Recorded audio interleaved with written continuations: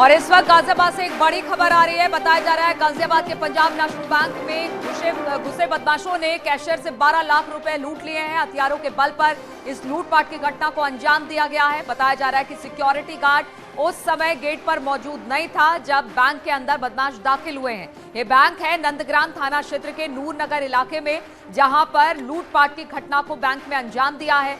बताया जा रहा है कि कैशियर से बदमाशों ने हथियार के बल पर 12 लाख रुपए लूट लिए हैं। हथियारों के बल पर इस लूटपाट को अंजाम दिया गया है। सिक्योरिटी गार्ड उस वक्त मौजूद नहीं था जब ये लुटेरे अंदर बैंक में दाखिल हुए हैं। नंदग्राम इलाका है जहां पर नूरनगर इलाके में ये बैंक स्थित था, जहां पर बदमाश घुसे और कैशियर से 12 लाख की रुपए लूटे और वहां से फरार हो गए। तो बड़ी खबर गाजियाबाद से, पंजाब नेशनल बैंक में लूट की वारदात को अंजाम दिया गया है। बदमाश हथियार के बल पर अंदर बैंक में दाखिल हुए, कैशियर से 12 लाख रुपए लूटे हैं। बातचीत करने के लिए अमित राणा इस वक्त हमारे साथ जुड़ गए। अमित, क्या जानकारी मिल रही है इसको लेकर? लगता है अमित से हमारा संपर्क नहीं हो पाया। बातचीत करने की कोशिश करेंगे, लेकिन खबर आपको बता दें, गाजियाबाद से लूटपाट की घटना को अंजाम दिया गया है। पंजाब नेशनल बैंक में लूटपाट कर बदमाश फरार हो गए हैं। बताया जा रहा है कि बदमाशों ने कैशियर से 12 लाख रुपए की लूट की है। हथियारों के बल पर अंदर बैंक में दाखिल हुए और फिर लूट के बाद वो फरार बताए जा रहे हैं। ये भी बताया जा रहा है कि जिस वक्त इस लूट की घटना को अंजाम दिया गया बैंक में, उस वक्त सिक्योरिटी गार्ड गेट पर मौजूद नहीं था, जिससे कि आसानी के साथ जो बदमाश थे वो बैंक के अंदर दाखिल हुए और फिर कैशियर से 12 लाख रुपए की लूट कर फरार हो गए। ये जो बैंक है वो नंदग्राम थाना क्षेत्र के नूरनगर इलाके में स्थित है, जहां पर बैंक में लूट की घटना को अंजाम दिया गया है। अमित हमारे साथ जुड़ गया। अमित, क्या खबर इसको लेकर? देखिए, गाजियाबाद के अंदर ये बीते एक सप्ताह के भीतर ही ये दूसरी बड़ी लूट है, जिसमें कि बैंक के अंदर 3 बदमाश घुसते हैं और बैंक के अंदर जो कैशियर था उससे तकरीबन 10 से 12 लाख रुपए लूटकर मौके से फरार हो जाते हैं हथियारों के बल पर।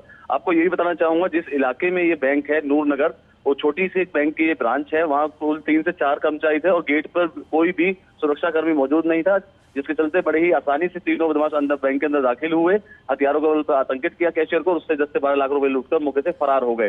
अमित, ये बड़ी बात है कि अभी 2-4 दिन पहले की बात है, पेट्रोल पंप से दिन दहाड़े 25 लाख की लूट और फिर अब बैंक में एक तरह से डकैती जहां पर 12 लाख की लूट। जी बिल्कुल, जिस तरीके से बीते एक सप्ताह के अंदर ये 2 बड़ी लूट हुई है, जिसका खामियाजा आईपीएस पवन कुमार को भी भुगतना पड़ा था। उनका भी सस्पेंशन कर दिया गया था। बावजूद उसके एक बड़ी घटना दोबारा से यहाँ कारित की गई है बदमाशों द्वारा। तो ऐसे में साफ ये कहा जा सकता है कि खुली चुनौती बदमाशों द्वारा गाजियाबाद पुलिस को दी जा रही है कि वो एक के बाद एक इसी तरह की घटना को अंजाम देते रहेंगे। और कितनी संख्या में ये बदमाश आए थे, कुछ इस बारे में जानकारी मिल रही है? और पुलिस आगे इस जांच को किस तरह से बढ़ा रही है, किस तरह से बदमाशों की तलाश में जुट गई है पुलिस? जैसे ही सूचना मिली, बदमाशों के द्वारा ये घटना कारित कर दी गई है, लूट की वारदात को अंजाम दिया गया है। पुलिस की 3 अलग अलग टीमें बना दी गई हैं, बैरिकेड्स भी कई जगह लगा दिए गए हैं। लेकिन ये साफ निकल जाने के बाद लाठी पीटने वाली कहावत जो है वो बिल्कुल गाजियाबाद पुलिस पर फिट बैठती है, क्योंकि जिस तरीके से दिन दहाड़े बदमाश बैंक में घुसते हैं, 3 बदमाश बैंक में घुसते हैं और हथियारों के बल पर कैशियर से 10 से 12 लाख रुपए की लूट की वारदात को अंजाम देकर मौके से फरार हो जाते हैं, कहीं ना कहीं बड़ा सवालिया निशान गाजियाबाद पुलिस के ऊपर खड़ा करता है। बिल्कुल। और अमित, ये भी कहा जा रहा है कि जिस वक्त लूट की घटना को अंजाम दिया गया उस वक्त सिक्योरिटी गार्ड तक मौजूद नहीं था इस बैंक में। जी बिल्कुल, इस बैंक में उस समय जिस समय ये घटना को अंजाम दिया गया, सिक्योरिटी गार्ड मौके पर मौजूद नहीं था। वहीं दूसरी और एक चीज आपको बताता हूँ लीलू, की जो बदमाश जो गाजियाबाद पुलिस की तरफ से ऑपरेशन रोमियो चलाया जा रहा है, जिसके चलते सड़क पर भी पुलिस खासी तादाद में मौजूद है, बावजूद उसके इस तरह की घटना हो जाना बेहद ही शर्मनाक है। बिल्कुल। चश्मदीद, कुछ बता पा रहे हैं कितनी संख्या में ये बदमाश थे? 2 से 3 बदमाशों की संख्या बताई जा रही है और वहीं पुलिस का कहना है कि अभी जांच की जा रही है, सीसीटीवी खंगाले जा रहे हैं। अब देखना होगा कि कुछ निकल के आता है कि बदमाश कुछ बाहर भी खड़े होते, बैंक के बाहर भी खड़े होते, या जो अंदर आए थे सिर्फ उतने ही बदमाश थे। अंदर दूसरे बदमाशों की संख्या 2 से 3 बताई जा रही है। और हमें जहां पर ये बैंक स्थित है वो किस तरह का इलाका है? ये नूरनगर एक इलाका पड़ता है, थाना नंदग्राम का। ये देहात और शहरी क्षेत्र का मिश्रण इसको कह सकते हैं, कस्बा टाइप इसको कह सकते हैं, जहाँ ये बैंक बना हुआ है। छोटा सा ये बैंक है, कर्मचारी की संख्या भी 3 से 4 ही बताई जा रही है इस बैंक के भीतर भी लोग। बिल्कुल। और हमें सबसे बड़ी बात यह है, जहां पर बदमाशों से निपटने के लिए लगातार पुलिस फोर्स जो है मुस्तैद दिखाई दे रही है, लेकिन गाजियाबाद में ठीक इसके उलट है कि दिन दहाड़े इस तरह से घटनाओं को अंजाम दिया जा रहा है। पुलिस के सामने भी एक बड़ी चुनौती है और कहीं ना कहीं पुलिस की लापरवाही साफ तौर से इस तरह के मामलों में दिखाई दे रही है।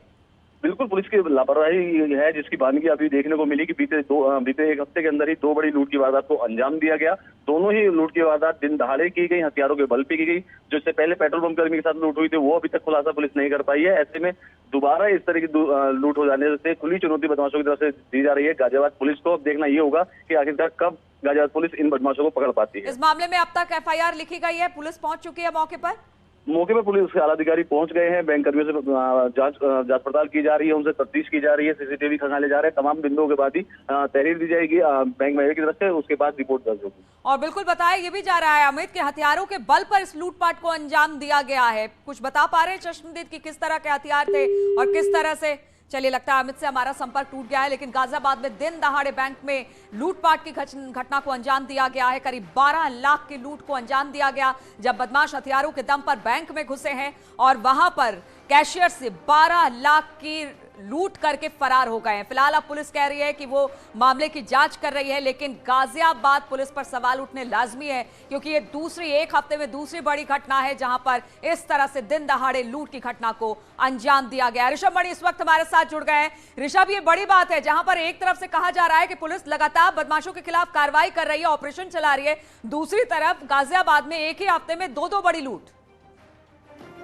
सरकार जब से आई है, अभी योगी पार्ट 2 तो बड़े अपराधी एनकाउंटर में मारे गए हैं और क्राइम को कंट्रोल करने का जो योगी पार्ट 1 सरकार का फॉर्मूला था, उसी फॉर्मूले पर योगी सरकार पार्ट 2 भी चल रही है। लेकिन गाजियाबाद में बदमाशों ने इस फॉर्मूले को चुनौती दे दी है। अभी मसूरी थाना क्षेत्र में 25 लाख की लूट हुई थी पेट्रोल पंप के कर्मचारी के साथ, और अब आज 12 लाख की लूट हो जाती है।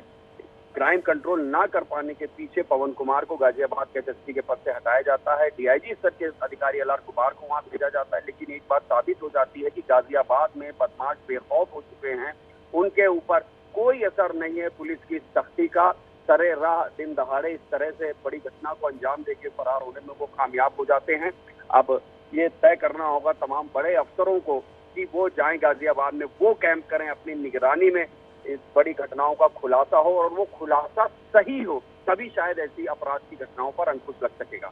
बिल्कुल, और सबसे बड़ी बात यह है गाजियाबाद में जिस तरह से SSP को हटाया गया, लेकिन अब भी तो स्थिति हालात सुधर नहीं रहे। दो लूट की घटना को अंजाम ऋषभ दे दिया गया है। ऐसे में बहुत जरूरी है कि अगर मुख्यमंत्री कहते हैं कि बदमाशों को बख्शा नहीं जाएगा, जो भी अपराधी है उनको बख्शा नहीं जाएगा, ऐसे में बहुत जरूरी है कि अगर इस तरह के जिले कहीं ना कहीं यहां पर बदमाशों के हौसले बुलंद हैं तो इन पर नकेल कसनी होगी। चलिए ठीक है ऋषभ, बहुत बहुत शुक्रिया, और अमित आपका भी बहुत बहुत शुक्रिया जुड़ने के लिए हमारे साथ।